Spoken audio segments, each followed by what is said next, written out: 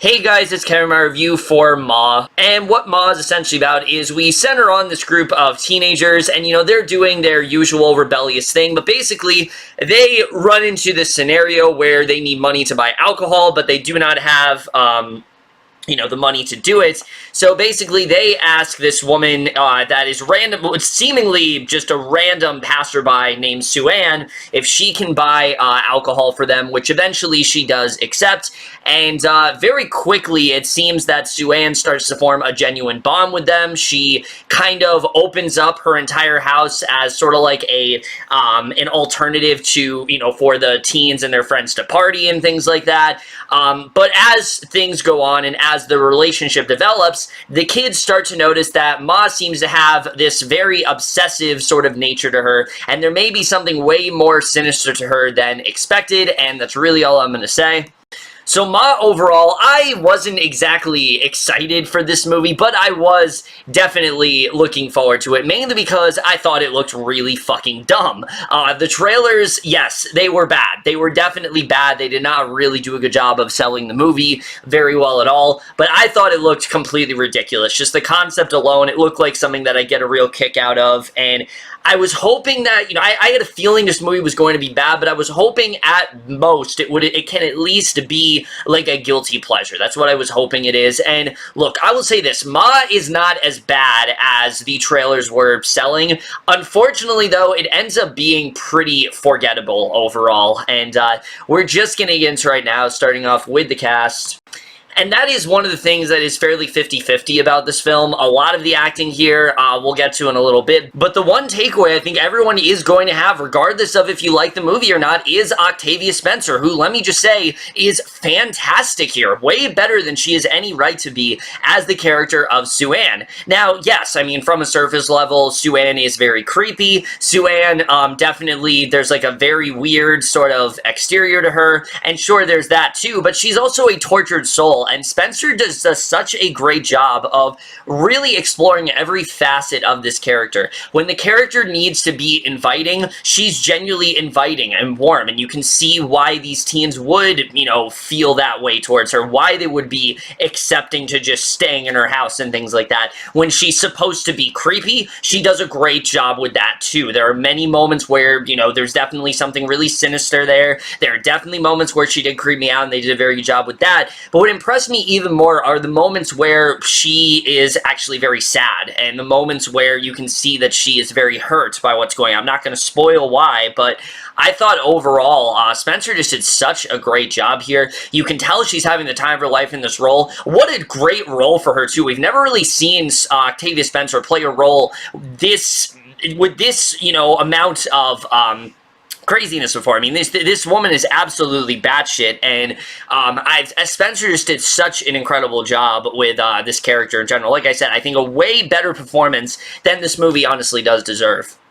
Someone else who I was a fan of was Diana Silvers as the main girl that we do follow here. Again, we'll get to her character in a little bit, but I actually just saw her in Booksmart, funny enough, and I really liked her in that, but it was more of a smaller role. Here, I really liked her. I thought she did a really good job here. This character is very likable. She really does a good job with, really exploring the realism of this character. She is someone who is not as susceptible to what Ma is doing, and I definitely like that, and I thought overall, Silvers just did a really great job, and between this and Booksmart, I think she's really proving herself to be a very promising actress, and I'm excited to see where she does go moving forward, because I really did like her here overall.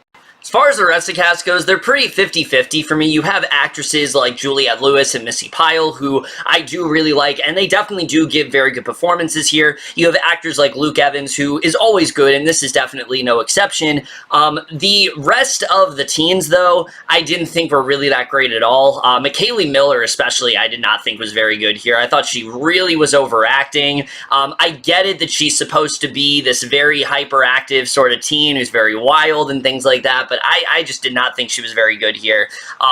Corey Fogelmanis I actually did like. I thought he definitely did a good job overall. Just the rest of the kids, they didn't really do much of anything for me. The chemistry is there for sure. Like, you can tell that they're working well together, but it's just not as strong as I think it could have been if you would have gotten better actors. And really, I mean, Silvers is out acting all of them. When it comes to the group of teens, I mean, she is on a whole other level compared to the other actors here, but overall I thought everyone was just kind of fine. I will say though, I have yet to see a movie that wastes Allison Janney as bad as this film did. She really does not have much to do here at all, and because of that, I can't even say if her performance was that great. I mean, she really, you're gonna see she's in this movie, but she really has nothing of merit to do, and that was definitely very disappointing. Like I said, the cast overall, besides Spencer and Silvers, really just okay. Not really much to say there. But now let's get to the directing and the writing, which this, unfortunately, is where things do crumble for me, because I'll just say it right now, I really am not a huge fan of Tate Taylor as a director. I did not like his previous film, The Girl on the Train. I did not think it was very well written. I honestly thought it was pretty hokey and stupid, and it just didn't do it for me at all. I did not think that was a very good film. I have not seen The Help, which, I mean, I've heard that one obviously is fantastic. But, you know, the only other film I've seen from is like The Girl on the Train. And I will say, I do appreciate that he's trying to do something different here.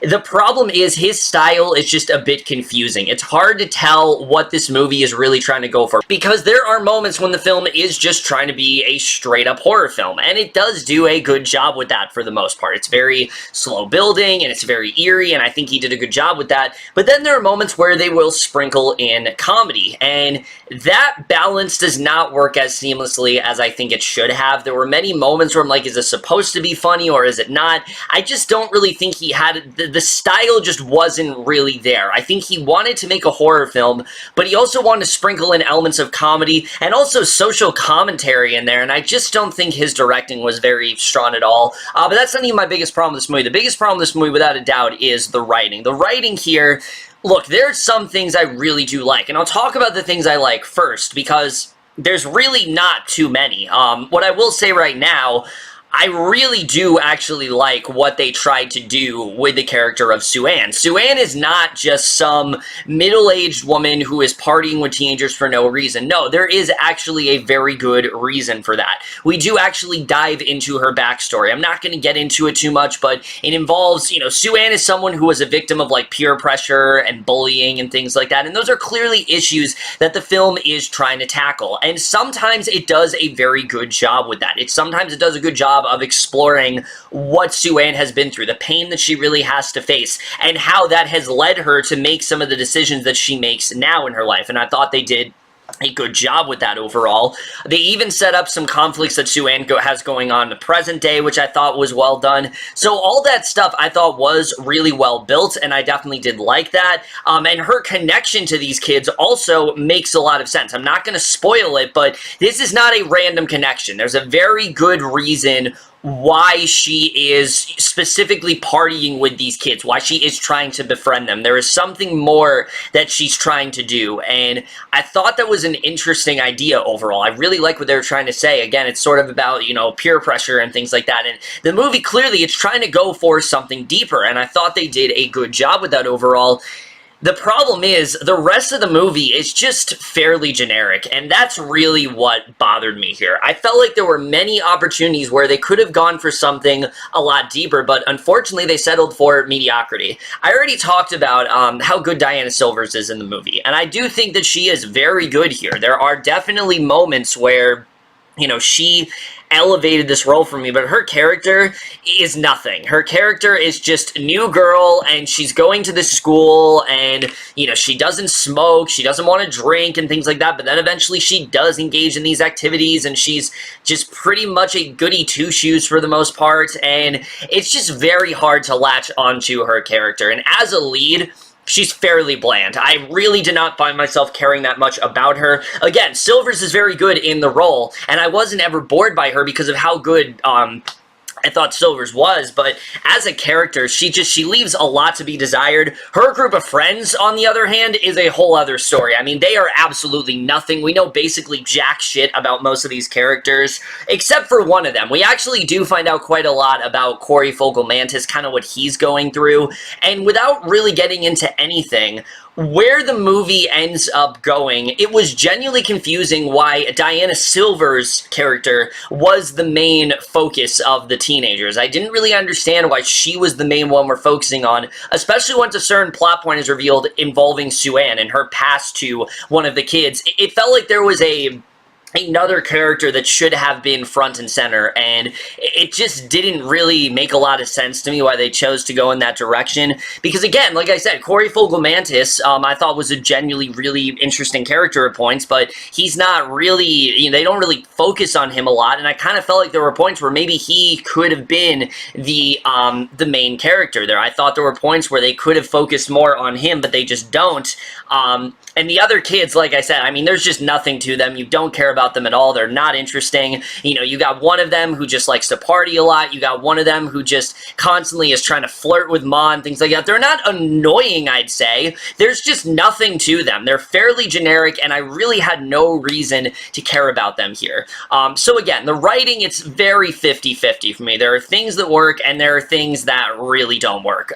But the cinematography, I actually did think was pretty good here. The film does give you a very good sense of eeriness in certain scenes, and I thought they did do a good job with that. Particularly in the third act, there's a lot of very chilling scenes that I was surprised with. That's another thing, though. The film is not nearly as batshit crazy as I think it could have been. There's one direction you think the film is going to go in, and then it just kind of sidesteps, and it goes in a much more predictable and generic direction, and that did bother me. I felt like the body count and things like that, it just should have been a lot higher, and I feel like they really could have gone all out to make something genuinely terrifying. I mean, there were moments in this movie where I felt like it was going to go, like, it could have gone to, like, misery levels of graphic, and it just didn't, and that was a bit disappointing me. I mean, they have the R rating, utilize it. The film doesn't really do that, though. It doesn't really utilize its R rating, and I felt like that was kind of a cop-out, too. Again, the cinematography on its own, it's not really anything that bad. I just felt like they didn't really utilize it all that well. The score is fine, I guess. Not really much to say there. And the editing, this film I felt like was way too short. I feel like we needed another 20 to 30 minutes to really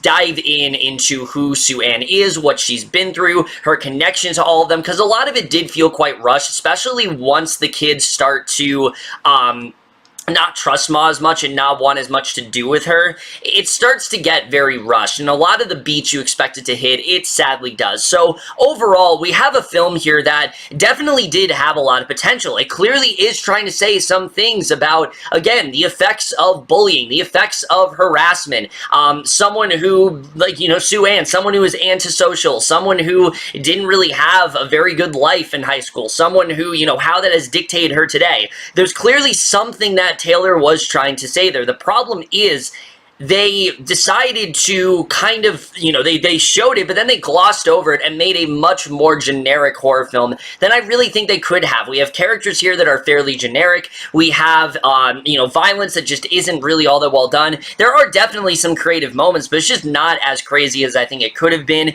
It's nothing terrible. Like, there weren't moments that I was hating this movie or anything. It just, I felt like there were many opportunities where it could have been a lot better, and that's why it ultimately really did disappoint me as much as it did. So overall, I am going to give Ma a C. And that's it for my review of Ma. Let me know what you guys thought of this movie overall, if your thoughts on it. Like I said, I mean, I really do like the fact that this movie does exist because it is so original and different, but unfortunately, it just wasn't different enough. It didn't do enough differently for it to really stick out and for it to really have an impact on me, because it is just a fairly generic horror film at the end of the day, and that did disappoint me. But overall, guys, in my review, hope you guys enjoy it. We'll see you guys in my next video, and I will see you guys for that. Okay, bye.